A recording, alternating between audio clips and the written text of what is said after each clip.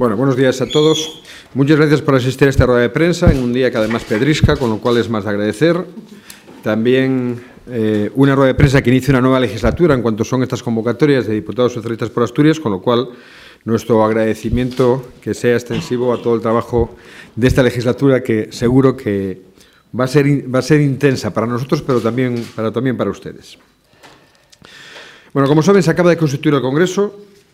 El siguiente hito institucional es la elección del presidente de Gobierno. A este respecto, el PSOE es plenamente consciente de que el cambio en España no puede esperar y que ese cambio tiene que empezar por la presidencia de Gobierno. España hoy es un país con profundas desigualdades sociales y sectores de población en niveles o riesgo de pobreza inadmisibles,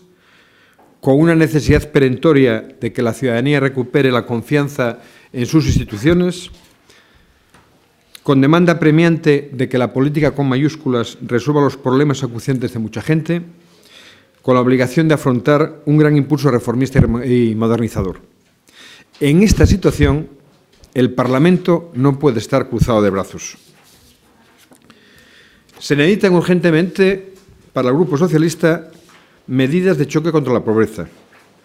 recuperar derechos sociales, equilibrar las fuerzas entre los empresarios y los trabajadores,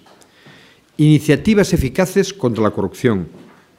construir una sociedad segura y libre de violencia contra las mujeres, lograr un amplio acuerdo por la educación para recuperar la sanidad universal, modificar la ley electoral, reformar el reglamento de Congreso o, entre otras, garantizar el sistema de pensiones. Si esto es importante para España, lo es lógicamente importante para Asturias y lo que representa. Solo un ejemplo, el de las pensiones que les acabo de decir. Tenemos en Asturias 300.760 pensionistas y en este momento necesitamos recuperar el Pacto de Toledo para garantizar la viabilidad de las pensiones. Hoy, después de la disminución que tuvo la hucha de las pensiones, como se conoce normalmente, no están garantizadas en España la viabilidad del sistema y ese tiene que ser un elemento fundamental. Como les digo, para 300.760 asturianos y asturianas y, sobre todo, para esos cerca de 85.000 que cobran pensiones de viudedad, que la inmensa mayoría son pensiones mínimas, que necesitan una actualización al menos con el IPC. Todo esto solamente se puede conseguir con acuerdos amplios en el Congreso, con un acuerdo progresista en concreto en torno a la candidatura del Partido Socialista y, por tanto, con un presidente que es Pedro Sánchez. Este es el objetivo, el de ir conformando un programa que pueda servir de base para ese amplio acuerdo, por el que el Grupo Parlamentario Socialista presentó 17 iniciativas en la línea y con los objetivos que les acabo de plantear. El compromiso de los socialistas cuando nos presentamos a las elecciones era que no íbamos a descansar ni un minuto y que íbamos a, desde el primer día, desde nuestra toma de posesión como diputados y diputadas en las Cortes, íbamos a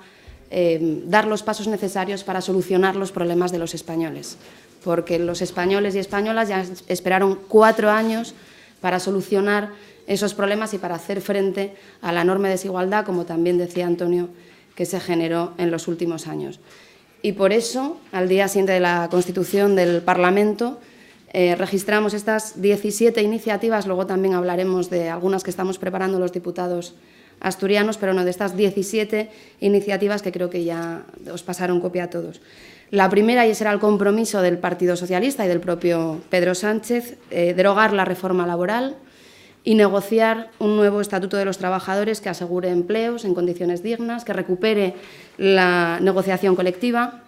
y que restaure el equilibrio de poder entre empleadores y empleados. La segunda, bueno, le sonarán todas estas porque son compromisos de nuestro programa electoral, que además aquí en Asturias hicimos siempre mucho hincapié en todos ellos. La subida del salario mínimo hasta alcanzar el 60% del salario medio neto, tal y como señala la Carta Social Europea. La consecución de un pacto social, político e institucional contra la violencia de género, para erradicar la violencia de género y que obligue a todas las administraciones a poner todos los recursos necesarios para ello. La apertura de un proceso de diálogo para alcanzar ese pacto por la educación del que hablábamos también en nuestra campaña electoral, para llegar a un acuerdo precisamente sobre un proyecto de ley básica y derogar así la LOMCE, la recuperación de la sanidad universal,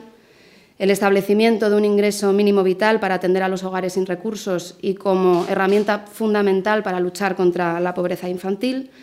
la reconstitución del Pacto de Toledo y su convocatoria, como explicaba muy bien Antonio, para asegurar las pensiones dignas de hoy, pero también de mañana, la modificación de la ley electoral para eliminar el voto rogado, que además es una vieja reivindicación de esta Casa, de la FSA-PSOE, la reforma del sistema de designación de los órganos de la Corporación de Radiotelevisión Española para recuperar su independencia, que, como saben, el Partido Popular modificó en esta legislatura, la propuesta de una reforma fiscal para que tribute la riqueza y financiar así nuestro estado del bienestar, y también una estrategia decidida contra el fraude y la evasión. La ratificación del acuerdo parlamentario por la ciencia para duplicar, entre otras cosas, la inversión pública en I+D+I. La supresión de los plazos de instrucción de los procedimientos penales recogidos en la reforma de la Ley de Enjuiciamiento Criminal, también algo que hizo el Partido Popular esta última legislatura. La prohibición de la concesión de indulto en aquellos delitos vinculados a la violencia de género y a la corrupción. Una ley contra la pobreza energética y para la protección de los consumidores vulnerables. La reforma, como también decía Antonio, del reglamento del Congreso para abrirlo a la participación ciudadana, la derogación de la reforma local, de la Ley de Racionalización y Sostenibilidad de la Administración Local, que, como saben, también quitaba, no solamente quitaba competencias a los ayuntamientos, sino que quitaba derechos a los ciudadanos.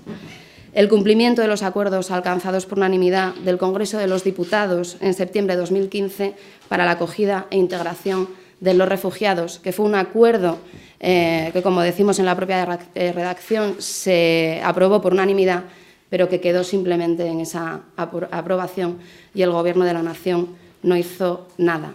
Aparte de estas 17 iniciativas que ya están registradas y que esperamos poder debatir y aprobar cuanto antes, los socialistas asturianos estamos trabajando en otros 4 compromisos que habíamos adquirido en esta campaña electoral.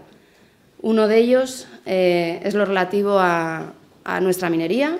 al cumplimiento de los acuerdos firmados con el sector. Ese es un compromiso del Partido Socialista en Asturias, pero de todo el Partido Socialista, porque así se recogía en nuestro programa electoral. Otra iniciativa es la referida a la siderurgia y a al coste energético, de nuestra siderurgia.